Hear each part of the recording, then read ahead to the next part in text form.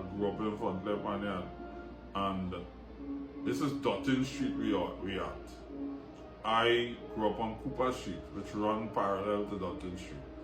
So from this space, it will take me a minute if I go through the canal, and 5 minutes if I walk down the road max.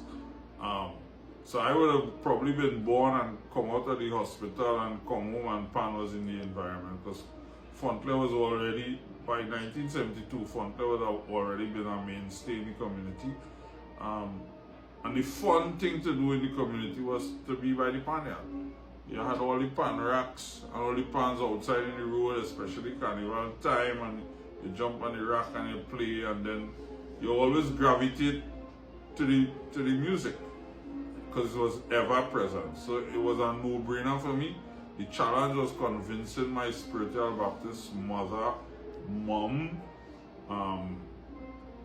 that her son, one, could play, because she was wondering when he find time to learn to play, and two, who was teaching him to play. There was a crew of guys who were teaching me one of the Panorama tunes on the guitar pan. And they know well to talk to Lady Sheppard, it means a different kind of conversation.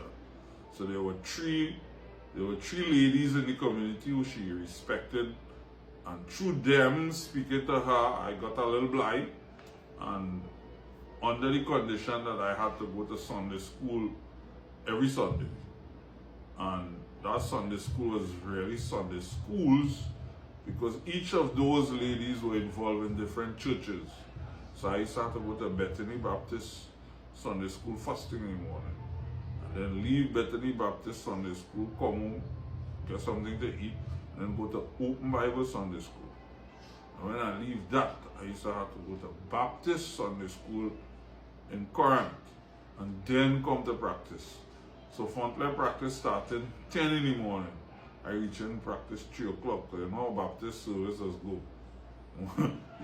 You start off thinking you're there for 2 hours, and then Mother Mary in the corner catch a power, and the thing going to a whole next level. So it was always a challenge to reach the practice on time on a Sunday, but over the years, I think she became very proud of my involvement. I had 10 siblings, all of them knew exactly in their mind what I should have done, and none of them would have chosen Pan. So that in itself was a challenge to convince them. I think some of them kind of proud now, I think so. But people always say, boy, you're always serious. But try growing up with 10 people telling you what to do. At some point you're going to get vexed. So Pan was ever present in this community, and for the people who would have recently moved into the community, it might have been a challenge to them. But for us, when the pan ain't playing, you can't sleep in the night. When Ash Wednesday reach, you don't know what to do with yourself. You never play pan yet. Your parents are lying you, come down the road, but the pan is no longer in the atmosphere. What do you do? How do you study? How do you sleep? It's a real thing. I'm probably the most reluctant Canadian citizen in history, because I didn't want to go, because at the time when my eldest sister filed for my mom, all of her unmarried children qualified to migrate. I was about 17, 18 years old. I didn't want to leave. We just started a new ensemble called New Wave, and we were doing quite well outside of the Fontley space. And boom, one morning I was told, get up, you have to go to the doctor. So I ain't sick. What are you going to the doctor for? You have to go and take your medical for your Canadian permanent resident status. I said, what? I don't know nothing about that. Only put my name on that document, and then the war started. Fortunately for me, there was a show, a pan jazz show that was supposed to happen in Toronto, and Ken Professor Fillmore was supposed to appear. He did not appear. I think he had some visa issues at the time. He didn't get the visa in time or something like that.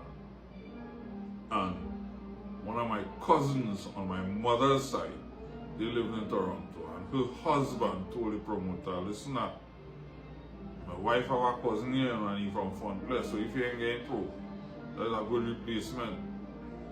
And on that recommendation, I went to the rehearsal, and the guys who I met at that rehearsal, all of them are still my friends today. And from that, I was able to perform with Mongal Patasa, Andre Tankar, Bugsy, Pro in later years, Otello Molino, Rudy Tulef Smith, Robert Greenidge, you name it, everybody, Ralph Robertson, Clive Zander, Carlton Zander, everybody from Trinidad who came to Toronto to perform, I would be the opening act. So I met all of them and we developed relationships in Canada. And I've been real fortunate because I would have started with some colleagues, two steel bands that still exist in the Canada space, Jesse Ketchum, Pan Vibrations, and New Dimensions Steel Orchestra. As well, the first panorama ever would have been started by 3 gentlemen, and I happened to be one of them. I was involved in Pan Trinbago in Canada as the External Relations Officer for Pan Trinbago Canada. As well, we would have pioneered a youth program during the summer with a program that the Ontario government had called Jobs for Ontario Youth, and we tied in a PAN program where we would have brought children from Trinidad to Toronto for the vacation, a 6 weeks program, and they were paid by the Ontario government in order to come and share their knowledge and perform and play in Ontario. And that program ran for about 10 years. And I would have been one of the founding members of a pioneering pan jazz group in Canada called Calabash. Calabash since has 2 albums and performing jazz festivals all around the world. I see a lot of people talking about the Essence Black Music Festival now. But in 1995, myself along with Calabash performed in the very first one. So we would have started that whole, been involved in the starting of that whole Essence Festival. I remember traveling to the event vividly, because for the first time I traveled to the US with my full range of instruments and got to the US getting ready to do a workshop with no pans. But my pans ended up in Tokyo, and the keyboardist, while we were checking in, was saying, "Yeah, Sheppy boy, if you reach and you have no pan, what you gonna do?" All kind of jokes he was telling. And when we got to the airport, everybody got all this stuff and I'm waiting on my pans and no pans. So I told him, "You have goat mouth." And both of us wrote a song called Goat Mouth that was on Calabash's first album. We did performances for the Raptors when they now opened the first cocktail party the Raptors management had in Toronto. We were part of the entertainment package. We did stuff for the Maple Leafs, all the major sports franchises in Toronto. Then we would have done work with the National Ballet in Canada. The first late night talk show that they would have had in Canada called the Mike Bullard Show. Some of my colleagues were the musical directors of that show, some of the members of Calabash. And I had a recurrent spot. So you're watching Jay Leno and you're watching these type of shows. It was the Canadian equivalent to that. Syndicated in all the major border states in the US. And yeah, every time I'm in town, I used to go in and play, and it would have been a platform to showcase Pan to a wider Canadian audience and a wider American audience.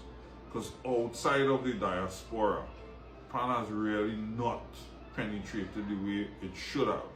And that was a great means to do so.